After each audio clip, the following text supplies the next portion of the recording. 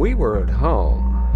I was downstairs watching TV, and the wife was upstairs. The phone rang, and she answered it. Donna's been in an accident. Boom, the bomb just dropped. 911, what is your emergency? There's been a bad wreck. A Dodge Ram 4500 just hit a Subaru Legacy on the driver's side. The woman's not responsive. The driver of the Subaru, she's hurt bad. We got dressed hurriedly and we went to the hospital. They took us in a room and told us that Your daughter has been in a very serious accident and it's really, really bad. And we are life-flighting her to Morgantown. they wheeled her out and put her on the helicopter, and we left. We didn't know whether she was going to make it or not.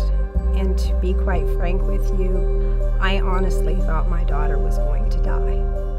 And there was nothing I could do.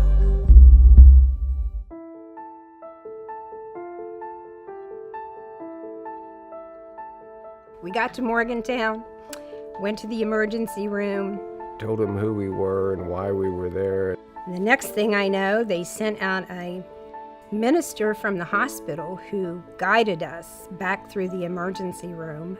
When we got back there, she had tubes everywhere. She had blood everywhere. You're crying, begging God to spare her. We finally found out that she had had her back broken and her left femur was broken. She had severe head trauma. She had some bleeding on the brain. It was terrible. She was so funny and so friendly, and I've always loved her little sass. She loved volunteering, she loved going around, she loved people. We had doctors tell us that she would never speak, walk, nothing. She couldn't communicate with anyone, so we had no way of knowing what her mind was like. I was literally laying on her, crying, begging her to just open her eyes. And then she opened her eyes. My mom and I definitely knew that she was in there. Well, the next day after the accident, I went to find out where the car was. She got hit so hard it buckled the roof. Hit her at 50 miles an hour, pushed her 25 plus feet. If it hadn't been for the side airbag, it would have crushed her. I found out who hit her. The guy was working for a oil drilling outfit. I knew then that we needed a lawyer because there was no way that we could fight this company and their lawyers. He said, "What are we going to do?" And I said, "Call Dino." I just knew that we needed the very best. And as far as I was concerned, he was the best. Dino stepped in and he's been with us ever since.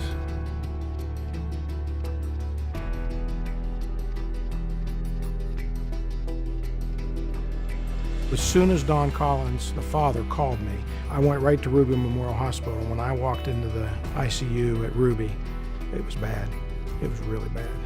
He went in to see Donna, and he came back and he said, "You worry about your daughter and taking care of your daughter, and I'll worry about the rest." We had accident reconstructionists on their way to West Virginia from Charlotte, North Carolina.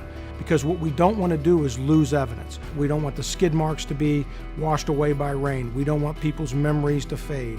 He went to see about the car. He talked to witnesses. He made phone calls to the insurance companies. He did everything.